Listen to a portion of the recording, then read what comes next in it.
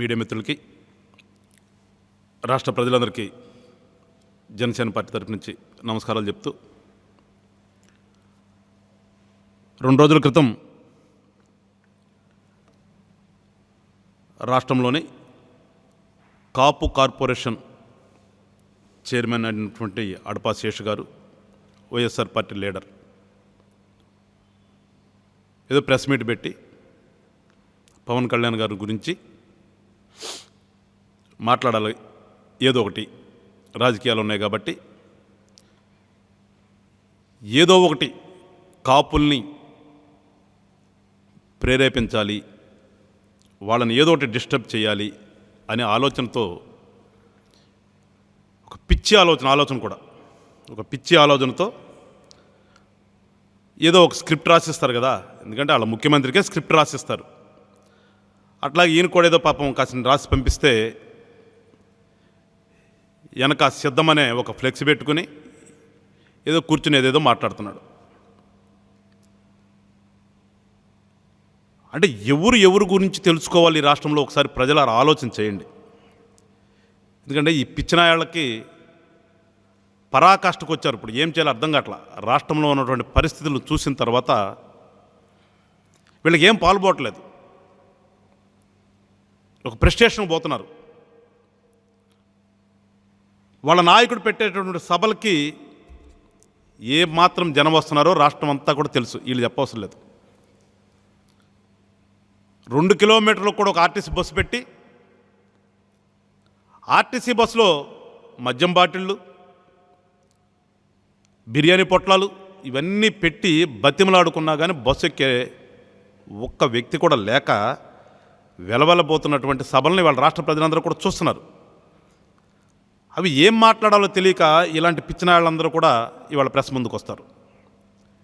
మేము కూడా గౌరవిద్దాం అనుకున్నాం, చాలా గౌరవించాం ఇప్పుడు దాకా. వాళ్ళు ఎన్ని ప్రేలాపనలు మాట్లాడినా, ఎన్ని రకాలుగా హీనంగా మాట్లాడినప్పటికీ కూడా మేము జనసేన పార్టీ నుంచి ఎక్కడా కూడా ఏ రోజున కూడా మేము తోలనాడలేదు. చాలా సంస్కారంగా ఉన్నాం ఈరోజు కూడా. అయా శేషు గారు, ఒకసారి సంస్కారం అంటే అర్థమేంటో తెలుసుకుని చావండి. మీకు వచ్చిన ప్రాబ్లం ఏంటంటే మీదంతా ఇంగ్లీష్ మీడియం, మీకేం తెలుగు పదాలు అర్థం కావు. మీకు తెలుగులో పదమేంటో మీకు తెలియదు. నువ్వు కూడా వచ్చి సంస్కారం గురించి పవన్ కళ్యాణ్ గారు జగన్మోహన్ రెడ్డిని చేస్తూ నేర్చుకోవాలి. అసలు మీలో సంస్కారం అంటే ఏంటో తెలుసా? ఫస్ట్ సంస్కారంకి అర్థం తెలుసా మీకు? ఒకటికన్నా ఒక్కడన్నా సంస్కారం తెలిసినాడు ఉన్నాడా మీ పార్టీలో? నువ్వు వచ్చి పవన్ కళ్యాణ్ గారి గురించి మాట్లాడితేలా? ఏదో బిస్కెట్ వేసినట్టుగా నీలాంటి కొంతమందికి అట్లా జల్లితే అవి ఏరుకుని అక్కడ కూర్చోండి మీరు. మేమేం అంటలేదు మిమ్మల్ని. ఎప్పుడూ కూడా మేము కులపరంగా వైఎస్ఆర్ పార్టీలో ఉన్నటువంటి ఈ కాపు సోకాళ్ళు లీడర్ని ఎవరిని కూడా మేము పదం మాట్లాడలేదు ఎప్పుడు కూడా. మీరు వచ్చి మొరిగి ఇష్టానుసారంగా మొరిగిన తర్వాత మేము ఎప్పుడన్నా మాట్లాడుంటాం తప్పితే మాకుగా మేము ఏనాడు మిమ్మల్ని కదపలేదు. మిమ్మల్ని కదపవలసిన అవసరం కూడా లేదు. ఎందుకంటే మీరు ఏదో చెంచాలి. మీరు ఎంత చెంచాలో రాష్ట్రంలో ఉన్నటువంటి కాపు సామాజిక వర్గానికి అందరూ తెలుసు. ఒకడేమన్నా నేను వాళ్ళకి కాపు చెప్పులు మొయ్యాల్సిందే అని చెప్పేసి ఒకడు మాట్లాడతాడు. మొన్న చూసాం, రాష్ట్రంలో అందరికీ పెద్ద లీడర్ని, నేను కుల సంఘానికి లీడర్ని, కుల నాయకుడిని, కుల పెద్దని అని చెప్పుకున్నటువంటి ఆ పెద్ద మనిషి అక్కడ పోయి ఏం మాట్లాడుతున్నాడో చూస్తున్నాం. ఎవడన్నా పందెం కాస్తే ఏదో పందాలు కాస్తారు. ఈడ కులమే మార్చుకుంటానన్నటువంటి ఇంగిత జ్ఞానం లేని, సంస్కారం తెలియనటువంటి బ్యాచ్ అంతా మీరు అక్కడ చేరారు. వెళ్ళి ఒక సంస్కారహీనుడి దగ్గర మీరు చేరారు, సంస్కారం లేని బ్యాచ్ అంతా.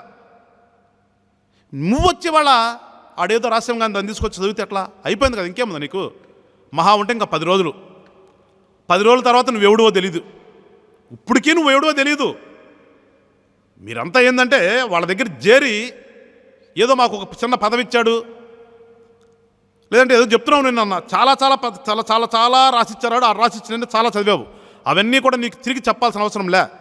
నేను ఏదో 30 సీట్లు ఇచ్చారు, 40 సీట్లు ఇచ్చారు, 5 మినిస్టర్లు ఇచ్చారు. ఇవకేం చేస్తారు రా బాబు మీరు? ఈ రాష్ట్రంలో ఉన్న జనాభా ఎంతమంది? ఇవకేం చేస్తారు? మీ దౌర్భాగ్యం అదే కదా నేను చెప్పేది. మీ దౌర్భాగ్యం అదే. మీ స్వార్థం కోసం పోతున్నారు మీరు ఆడికి. మీ స్వార్థం కోసం పోయి మీరు కులాన్ని మొత్తం తిప్పుతారు. ఎందుకు మీరు కులం మొత్తం మీ అనుకున్నట్టు మాట్లాడతారు? మీరు ఇవాళ కులం మొత్తం వచ్చేస్తుంది కాబట్టి జగన్మోహన్ రెడ్డి గారు దగ్గర చేరుతున్నారు కాబట్టి పవన్ కళ్యాణ్ గారు ఊగిపోతున్నారు. ఎందుకు పవన్ కళ్యాణ్ ఊగిపోవాల్సిన అవసరం ఏంటి? నీలాంటి సోకాళ్ళు ఎదవ బ్యాచ్ అంతా కూడా చిరంజీవి గారు పార్టీ పెట్టినప్పటి నుంచి కూడా వాళ్ళ వెనకాల తిరుగుతున్నారు.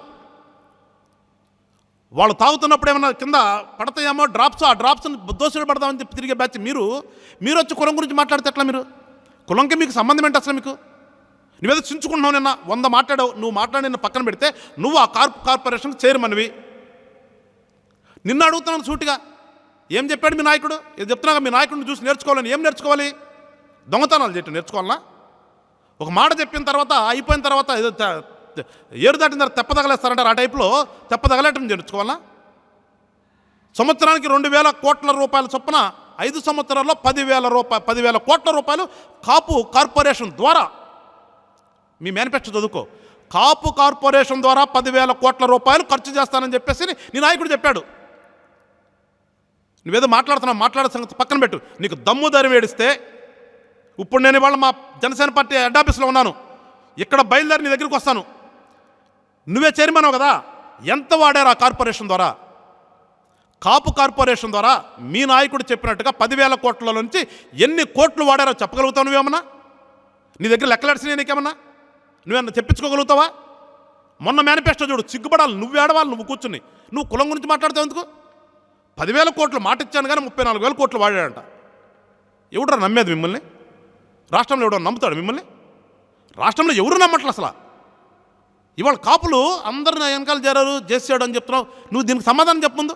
నువ్వు రోజు ప్రెస్ మీట్ పెట్టి పవన్ కళ్యాణ్ గారి గురించి మాట్లాడే అంత స్థాయి నీది కాదు. నీ స్థాయి నువ్వు తెలుసుకో ఫస్ట్. నీ స్థాయి అంటే ప్రజలకు తెలుసు.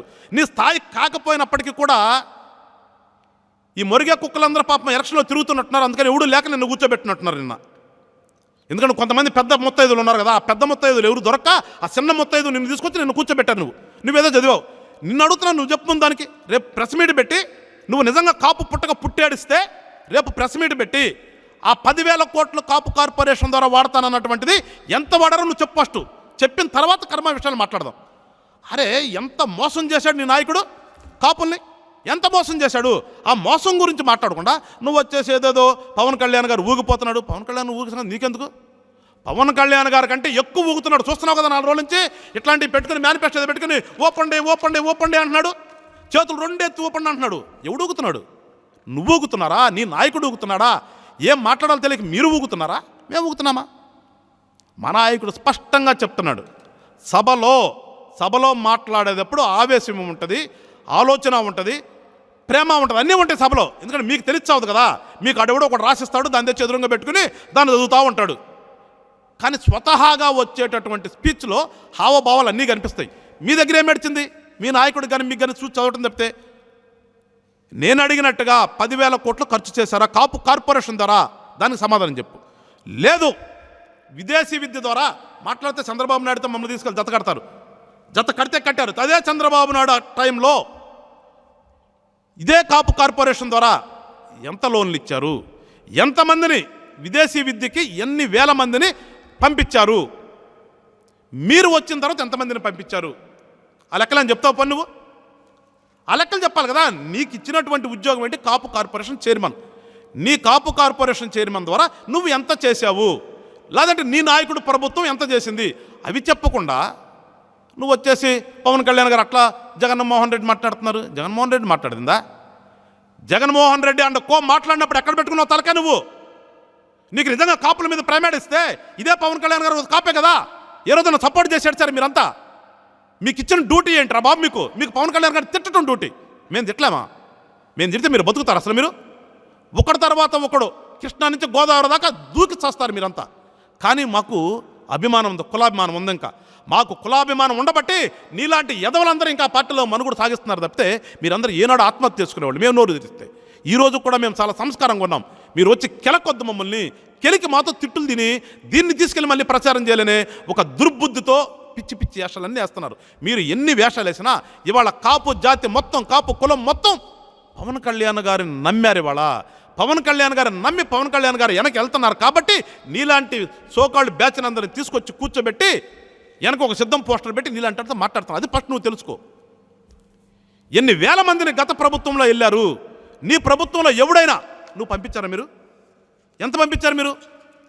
ఏం చెప్పగలుగుతావు? అవి చెప్పలేవు నువ్వు, ఎందుకంటే నీ దగ్గర ఆ లిస్ట్ ఉండదు. నీ దగ్గర నువ్వు చేసే ఉద్యోగం గురించి నీకు తెలియదు, కానీ ఇంకొకటి సంఖలో ఏం జరుగుతుంది, ఇంకొకటి పంచలో ఏం జరుగుతుంది, ఇవి కావాలి మీకన్నీ. నిజంగా నువ్వు మళ్ళీ చెప్తున్నా, కాపు పుట్టక పుట్టుంటే నువ్వు, ఎందుకంటే ఆడు చెప్పాడుగా నేను పేరు మార్చుకుని అది పెట్టుకుంటాను అనకని, అలాంటి పిచ్చి మాటలు ఎవడు మాట్లాడు, ఎందుకంటే మీకు వచ్చేది అయ్యే. నువ్వు నిజంగా పుట్టుంటే నీ యొక్క ఉద్యోగం బాధ్యతలో కాపులకి ఎంతవరకు న్యాయం చేసావో ఆ లిస్టు పెట్టు.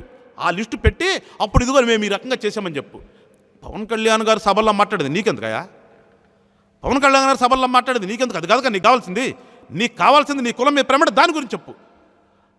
ఇంకా సిగ్గుపడాలి నువ్వు, ఇంకా సిగ్గుపడాలి. గత ప్రభుత్వం సెంట్రల్ గవర్నమెంట్ ఇచ్చినటువంటి ఈడబ్ల్యూఎస్ రిజర్వేషన్లో 10% ఇస్తే 10%లో వీళ్ళు ఎక్కువ సంఖ్యలో ఉన్నారు కాబట్టి ఆ రేషియో ప్రకారం 5% కాపులకు ఇద్దామని గత ప్రభుత్వం పెడితే ఏం చేశారు మీరు వచ్చిన తర్వాత? ఏం చేశారు? దాని గురించి ఎప్పుడన్నా నువ్వు అడిగాను? నువ్వు కానీ నీలాంటి నాయకులు అక్కడ చేసిన వాళ్ళు కానీ ఎప్పుడన్నా జగన్మోహన్ రెడ్డి దగ్గర పోయి అయ్యా గత ప్రభుత్వం ఈ రకంగా కాపులకు ఇచ్చింది, మీరు ఎట్లాగో అక్కడ పోయి మేము రిజర్వేషన్ ఇవ్వలేము, అది రాజ్యాంగంతో ముడిపడిందని చెప్పావు, పోనీ దీంట్లో ఇవ్వచ్చని చెప్పి సెంట్రల్ గవర్నమెంట్ కూడా ఒప్పుకుంది, దీని ప్రకారం ఉన్న ఇటువంటి 5%ని మీరు తీసేయొద్దు అని ఏ ఎదవైనా కానీ ఒక్క రోజునన్నా అడిగారా? అలాంటివి చేయరు మీరు. అలాంటివి చేస్తే మళ్ళీ కాపులకు ఉపయోగపడిద్ది, కాపులు మళ్ళీ ఆర్థికంగా ఉపయోగపడతారు, స్థిరపడతారు. ఆ స్థిరపడకూడదు. మీలాంటి ఎదవలు 5, 6 అక్కడ చేరిన వాళ్ళ వరకే సంపాదించుకోవాలి ఏదో ఒకటి అడ్డం పెట్టుకొని. అదే కదా మీ కాన్సెప్ట్. అది కూడా అడగలేనటువంటి మీరు ఇవాళ వచ్చేసి జగన్మోహన్ రెడ్డి కాపులకి ఇది చేశాడు, కాపులంత వచ్చారు, వస్తే మొరగండి మీరు. మీకెందుకు భయం? అందరూ వచ్చిన తర్వాత ఇంకా నీకెందుకు భయం? నీకు మొత్తం మీ వెనక ఉన్నప్పుడు నీకు భయపడాల్సిన అవసరం లేదు కదా. ఇవాళ కాపు సోదరులను కూడా, రాష్ట్రంలో ఉన్నటువంటి కాపులందరికీ కూడా జనసేన పార్టీలో ఉన్నటువంటి ఒక కాపు కార్యకర్తగా అప్పీల్ చేస్తున్నాను. మీరందరూ ఒక్కసారి సావధానంగా ఇవాళ జరుగుతున్నటువంటి పరిస్థితుల్ని అర్థం చేసుకోండి. ఇవాళ పవన్ కళ్యాణ్ గారు పెద్దన్న పాత్ర పోషించండి అని ఒక పిలుపునిచ్చారు మనకి. పెద్దన్న పాత్ర పోషించండి అని ఎందుకు పిలుపునిచ్చారు? మనందరికి సీట్లు ఇవ్వలేకో నుంచోబెట్టలేక కాదు. నుంచోబెట్టచ్చు. 175 నియోజకవర్గాల్లో కూడా ఎక్కడైతే కాపులు బలంగా ఉన్నారో వాళ్ళ దగ్గర నుంచోబెట్టచ్చు. కానీ మన బలం మనకు గెలవడానికి సరిపోతుందా? ఇవాళ రాష్ట్రంలో ఏ రకంగా మన మీద ఒక వ్యతిరేకత తీసుకొచ్చారు, ఈ కులం మీద ఒక వ్యతిరేకత తీసుకొచ్చి ఇప్పుడు దాకా పరిపాలించినటువంటి నాయకులందరూ కూడా మనల్ని ఒక విలన్లాగా సృష్టించారు ఈ రాష్ట్రంలో. ఇవాళ దాన్ని, ఆ విలనిజాన్ని పోగొట్టి, లేదు కాపులంటే చాలా సౌమ్యులు, ఈ రాష్ట్రంలో అన్ని వర్గాల వారితో ఫ్రెండ్షిప్ చేస్తారు, అన్ని వర్గాల వారికి ఏదైనా ఆపదొస్తే ఆదుకుంటారు అని ఒక ప్రయత్నం ద్వారా మనం అందరం కూడా నిరూపించి రేపటి రోజున మనల్ని బలోపేతం చేద్దామనే ఒకే ఒక ఆలోచనతో ఇవాళ పవన్ కళ్యాణ్ గారు మన కులం మీద ఉన్నటువంటి ప్రేమతో ముందుకు వస్తూ ఉంటే, దానిని ఇలాంటి ఎదవలందరూ వచ్చేసి రకరకాలుగా విశ్లేషణ చేస్తూ ఉంటే మీరు అర్థం చేసుకోండి. ఒకసారి అర్థం చేసుకోండి. ఇన్ని దశాబ్దాల నుంచి మనమందరం కూడా వెనక్కి నెట్టివేయబడ్డాం. ఇన్ని దశాబ్దాల నుంచి కాపులు వెనక్కి నెట్టివేయబడ్డాం. కేవలం మనం పల్లక మోయటానికి తప్పితే పల్లకలో కూర్చున్న పరిస్థితి రానివ్వలేదు. కానీ ఇవాళ ఆ పని చేద్దాము, మనం అందరినీ కలుపుకుని రేపు పల్లకి ఎక్కుదాము అనే ఏకైక ఆలోచనతోనే ఇవాళ పెద్దన్న పాత్ర పోషించండి అని ఒక పిలుపునిచ్చి ఇవాళ ఈ పార్టీలతో కూటమి కట్టి రాష్ట్ర రాజకీయాల్లోకి ముందుకు వస్తున్నాడు పవన్ కళ్యాణ్ గారు. ఇదంతా కూడా ఆయనకు తెలివి లేకుండా కాదు, ఆలోచన లేకుండా కాదు, రేపటి గురించి ఆలోచిస్తున్నాడు. రేపటి గురించి, ఈ కులం యొక్క భవిష్యత్తు గురించి ఆలోచించబట్టే ఇవాళ ఒక నిర్ణయం తీసుకున్నాడు. మీరు ఆ నిర్ణయంలో ఉన్నటువంటి పరమార్థాన్ని ఒకసారి ఆలోచన చేయండి. ఊరికి ఆవేశపూరితంగా మనకు సీట్లు రాలేదు 21 తీసుకున్నాడనే కాదు, ఆయన చేస్తున్నటువంటి ఆలోచనని, ఆయన వేస్తున్నటువంటి అడుగుల్ని ఒకసారి సునిశ్చితంగా మీరు అర్థం చేసుకుంటే అర్థమవుతుంది. దయచేసి మీ అందరికి కూడా నమస్కారాలతో చెప్తున్నా, ఒకసారి నమ్మండి పవన్ కళ్యాణ్ గారి పిలుపుని నమ్మండి. పవన్ కళ్యాణ్ గారు ఇచ్చినటువంటి పిలుపుని నమ్మండి. ఆయన ఆలోచనను ఒకసారి మీరు కూడా అర్థం చేసుకోండి. రేపు జరగబెట్టేటువంటి 13వ తారీఖున ఎలక్షన్లో ఏదైతే పిలుపునిచ్చాడో ఓటు చెల్లమని మీరందరూ దయచేసి కూటమి అభ్యర్థులను గెలిపించండి. రేపు రానున్నటువంటి రోజుల్లో ఈ రాష్ట్రంలో కాపుల పాత్ర రాజకీయాల్లో ఏ రకంగా ఉండబోతుందో మీ అందరికీ తెలిసే విధంగా చేసి చూపించడానికే నడుము బిగించినటువంటి వ్యక్తి పవన్ కళ్యాణ్ గారు. ఇవాళ ఇదంతా కూడా తెలుసుకున్నారు కాబట్టి ఈ వైసీపీ పెద్దలు ఏమి చేయాలో అర్థం కాక పవన్ కళ్యాణ్ గారి మీద పిచ్చి అన్నీ కూడా స్ట్రాటజీ అంతా ఉపయోగిస్తున్నారు. ఇప్పటికైనా సరే ఒక్క కట్టగా ఉందాము. 4 గడ్డి పూసలను మెలేస్తే ఎట్లా తాడులాగా బలంగా వస్తుందో ఆ రకంగా మనం అందరం కూడా ఒక కట్ట మీద ఉందాము, ఒక కట్టుగా ఉందాము. రాష్ట్ర రాజకీయాలు మనం ముంగిటికి ఎందుకు రావో చూద్దాము. అది చూపించే ప్రయత్నం ఇవాళ పవన్ కళ్యాణ్ గారు చేస్తున్నారు. మీరు అర్థం చేసుకోండి ఆయన ఆలోచనని. ఒకసారి అర్థం చేసుకుని మీరు కనుక ఆయన ఆలోచనతో నడిస్తే రేపటి రోజున ఈ రాష్ట్రంలో కాపుల భవిష్యత్తు, కాపుల రాజకీయం ఏ రకంగా ఉంటుందో కూడా మీరు ఒకసారి చూడబోతారని చెప్పేసి కూడా మీ అందరికీ కూడా చెప్తూ, ఈ సోకాల్డ్ బ్యాచ్ ఎవరైతే ఈ వైఎస్ఆర్ పార్టీలో ఉన్నారో ఒకటే చెప్తున్నా, మనవాడు అంటే మన ఇంట్లో ఉన్నవాడు, మనవాడు పొరుగింట్లో పోయి, మనవాడు మన శత్రువు అన్నవాడు ఇంట్లో పోయి అక్కడ కూర్చుని మనం తిడుతుంటాడు, మనవాడవుతాడా? కొంచెం చిన్న ఆలోచన చేయండి. మనవాడు మన దగ్గర ఉంటే మనవాడా, పొరుగింట్లో ఉన్నవాడు మనవాడా? ఒక్కసారి మీరు ఆలోచన చేసి, మనవాడంటే పవన్ కళ్యాణే. ఇలా కాపు అంటే పవన్ కళ్యాణ్, పవన్ కళ్యాణ్ అంటే కాపు అనే నినాదంతో మీరు రాష్ట్రంలో ముందడుగేయండి. ఆ పార్టీలో ఉన్నవాడు ఎవడూ కూడా మనవాడి కింద మీరు లెక్క వేసుకోవద్దు. మళ్ళీ చెప్తున్నా, మనవాడు మన ఇంట్లో ఉంటేనే మనవాడు చెప్తే, పొరుగింట్లో ఉండి మనం రోజు తిట్టేవాడి దగ్గర కలిసి మనాడంటే ఎంతవరకు మనవాడో మీరందరూ కూడా ఒకసారి ఆలోచన చేసి పవన్ కళ్యాణ్ గారిని మీరు పూర్తిగా ఆయన మాటలు నమ్మండి. ఆయన చేస్తున్నటువంటి పనిని మీరు స్వాగతించండి. ఆ పనిని, ఆయన ఆలోచన విధానాన్ని అర్థం చేసుకుంటే ఎంత ఉందో, దాంట్లో ఎంత నిగూఢం ఉందో మీ అందరికి కూడా తెలుస్తుందని చెప్పేసి రాష్ట్రంలో ఉన్నటువంటి కాపు సోదరులందరినీ తెలుస్తూ మరొకసారి వైఎస్ఆర్ పార్టీలో ఉన్న కాపు సోదరుల్ని హెచ్చరిస్తున్నా. నేనేదో ఆ శేషు కబర్దార్ నువ్వు కబర్దార్ కదరా బాబు, మాకు చాలా పదాలు వచ్చు. ఇంకా చెప్తున్నా, ఇంకా కూడా మిమ్మల్ని మా సోదరులాగానే భావిస్తున్నాం కాబట్టి ఇంకా మీరు అట్లా ఉన్నారు. మీరు శృతి మించితే మేము అంతకు మించి మించుతాము, అంత దాకా తెచ్చుకోవద్దని చెప్పేసి హెచ్చరిస్తున్నా మిమ్మల్ని అందరినీ కూడా. మా యొక్క సహనాన్ని మీరు పరీక్షించొద్దు. మీరు వాడి దగ్గర కాళ్ళు పిసుకుతారో, ఊడిగం చేస్తారో చేసుకోండి. మీ ఇంట్లో ఉన్నటువంటి వాళ్ళు కూడా రేపొద్దున్న పవన్ కళ్యాణ్ గారు తీసుకున్నటువంటి నిర్ణయానికి అనుకూలంగా ఓటేసే పరిస్థితులు వాళ్ళ రాష్ట్రంలో కనిపిస్తున్నాయి. అందుకని జాగ్రత్తగా ఉండమని చెప్పేసి ఆలోచిస్తూ మరొకసారి జనసేన పార్టీ తరఫున నేను కూడా మీ సామాజిక వర్గం వాడి తరఫున మీ అందరూ కూడా అప్పీల్ చేస్తున్నాను. పవన్ కళ్యాణ్ గారి ఆలోచన విధానాన్ని ఒకసారి మీరు కూడా ఆలోచన చేయండి అని చెప్పేసి కోరుకుంటూ, జై జనసేన, జై హింద్.